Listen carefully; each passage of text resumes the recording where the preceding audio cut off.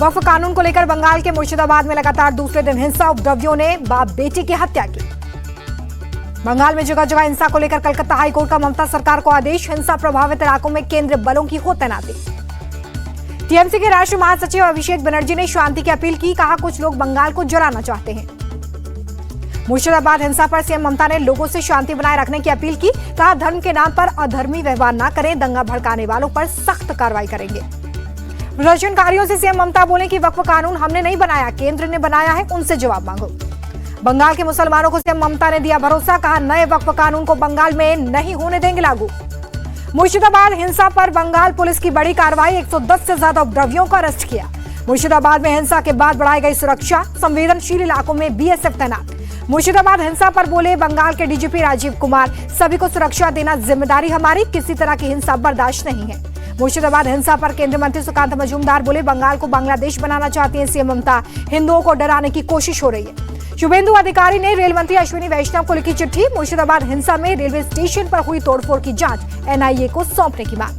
BJP नेता दिलीप घोष बोले कि मुर्शिदाबाद को बंगाल से अलग करने की साजिश हो रही है। इतनी हिंसा हुई और डीजीपी कह रहे हैं कि कुछ नहीं हुआ। मुर्शिदाबाद हिंसा के बाद बंगाल में पोस्टर वॉर। बीजेपी ने सीएम ममता के खिलाफ पोस्टर जारी किया। लिखा, ममता के काले राज में आपका स्वागत है। गिरिराज सिंह ने ममता सरकार को घेरा। बोले, हिंदुओं की रक्षा भी ममता सरकार की जिम्मेदारी। हिंसा दुर्भाग्यपूर्ण और दिल दहलाने वाली। बीजेपी सांसद प्रवीण खंडेलवाल बोले कि अराजकता रोकने में बंगाल सरकार फेल, हिंसा फैलाने वालों पर करनी चाहिए कार्रवाई। बंगाल कांग्रेस चीफ शुभंकर सरकार बोले कि अगले साल चुनाव है, इसलिए बीजेपी और टीएमसी वोटों के ध्रुवीकरण में जुटे हैं। मुर्शिदाबाद हिंसा पर सपा चीफ अखिलेश यादव बोले कि बंगाल में केंद्र सरकार ने व्यवस्था खराब की है, जानबूझकर वक्फ कानून लेकर आए। अखिलेश यादव ने बीजेपी पर साधा निशाना। कहा कि अपनी नाकामी छुपाने के लिए बीजेपी वक्फ कानून लेकर आई, देश का माहौल खराब किया। अंबेडकर जयंती पर हरियाणा के हिसार जाएंगे पीएम मोदी। प्रदेश को 2 बड़ी सौगातें देंगे। 24 अप्रैल को बिहार दौरे पर जाएंगे पीएम मोदी। प्रधानमंत्री के दौरे को लेकर एनडीए की बैठक हुई। शिवराज सिंह चौहान ने बिहार सचिवालय में ग्रामीण विकास कार्यों की समीक्षा। दोनों डेप्यूटी सीएम मौजूद रहे।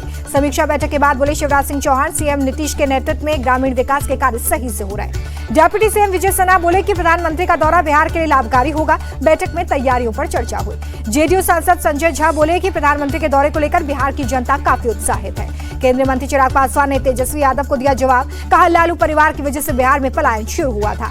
चिराग पासवान बोले कि लालू राबड़ी राज में अपराधी बढ़ गए थे, उनको कंट्रोल करने के लिए आज भी मेहनत करनी पड़ रही है। एलजेपी सांसद संभवी चौधरी बोले कि विधानसभा चुनाव में खत्म हो जाएगी आरजेडी। तेजस्वी यादव के बयान पर भड़के बिहार के मंत्री नितिन नवीन। बिहार के किसी व्यक्ति से पूछिए, कहिएगा लालू परिवार की वजह से बिहार बर्बाद हुआ।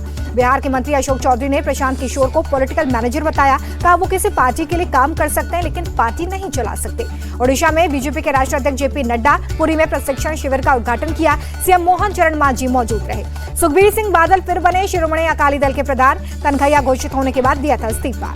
सुखबीर सिंह बादल ने पंजाब को नंबर 1 बनाने का वादा किया। कहा, हमारे गुरु ने सभी धर्मों का सम्मान करना सिखाया। पंजाब के मंत्री हरपाल चीमा बोले कि सुखबीर बादल के नेतृत्व में अकाली दल आगे नहीं बढ़ेगा। परिवार और पैसे की वजह से दोबारा पार्टी प्रेसिडेंट बने। पंजाब कांग्रेस चीफ अरविंदर राजा वडिंग बोले कि सुखबीर बादल ने सिर्फ पेपर पर इस्तीफा दिया था, वो पार्टी प्रेसिडेंट थे ही। डॉक्टर अंबेडकर को लेकर आयोजित प्रोग्राम में बोले सपा चीफ अखिलेश यादव, अंबेडकर ने हमें अधिकार दिया, लेकिन आज हमारे अधिकारों की कोई परवाह नहीं करता। अखिलेश यादव ने बीजेपी पर कसा तंज। कहा, लोकसभा में बीजेपी के पास बहुमत नहीं है, क्योंकि लोकसभा चुनाव में इंडिया अलायंस ने यूपी में ज्यादा सीटें जीती थी। अखिलेश यादव ने पीएम मोदी पर साधा निशाना। कहा, कुछ लोग अपने अहंकार से देश चलाना चाहते हैं। बीजेपी और एआईएडीएमके के गठबंधन पर बोले सीएम स्टालिन, जनता विश्वासघाती गठबंधन को सबक सिखाएगी। तमिलनाडु बीजेपी के नए अध्यक्ष बने नैना नागेंद्र के अनामलाई की जगह ली। झारखंड के रामगढ़ में बोले मुख्य चुनाव आयुक्त, ईवीएम सेफ है, छेड़छाड़ की कोई संभावना नहीं। भारत दौरे पर इटली के deputy PM Antonio Tajani. Delhi में राष्ट्रपति द्रौपदी मुर्मू से मुलाकात की। सीएम योगी के आदेश, पूरे यूपी में राजकीय सम्मान के साथ मनाई जाएगी अंबेडकर जयंती। 14 अप्रैल को छुट्टी घोषित। रायगढ़ दौरे पर गृह मंत्री अमित शाह छत्रपति शिवाजी महाराज की मां जीजाबाई को दी श्रद्धांजलि। औरंगजेब को लेकर अमित शाह बोले कि औरंगजेब खुद को आलमगीर कहता था, लेकिन उसकी समाधि इसी भूमि पर बनी। शिवाजी महाराज को लेकर शाह बोले कि शिवाजी महाराज के आदर्शों पर ही सरकार काम कर रही है।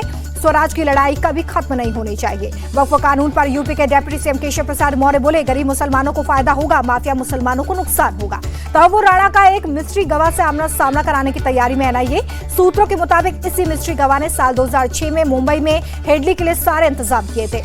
कांग्रेस नेता दिग्विजय सिंह बोले कि तहव्वुर के प्रत्यार्पण की शुरुआत कांग्रेस ने की थी, इसमें पीएम मोदी को कोई श्रेय नहीं जाता। नशा हेराल्ड केस में ईडी का एक्शन, एजीएल की अटैच की गई संपत्तियों पर कब्जा लेने की प्रक्रिया शुरू। दिल्ली के लाल किले पर सम्राट विक्रमादित्य पर आधारित महानाट्य का मंचन, 250 से ज्यादा कलाकार ले रहे हैं हिस्सा, 14 अप्रैल तक होगा मंचन। एमपी सरकार ने विक्रमोत्सव 2025 के अंतर्गत कार्यक्रम को आयोजित किया है। उपराष्ट्रपति जगदीप धनखड़ ने किया उद्घाटन। सीएम मोहन यादव, दिल्ली की सीएम रेखा गुप्ता, पर्यटन मंत्री गजेंद्र सिंह शेखावत शामिल हुए। दिल्ली में इंडियन यूथ कांग्रेस का प्रोटेस्ट, कुकिंग गैस का दाम बढ़ाने पर मोदी सरकार को घेरा। आगरा में राणा सांगा की जयंती पर करनी सेना का शक्ति प्रदर्शन, सपा सांसद के बयान का विरोध किया। सपा सांसद रामजीलाल सुमन के घर पर बढ़ाई गई सुरक्षा, आगरा शहर में 3 लेयर सिक्योरिटी, आरएएफ और पीएससी तैनात।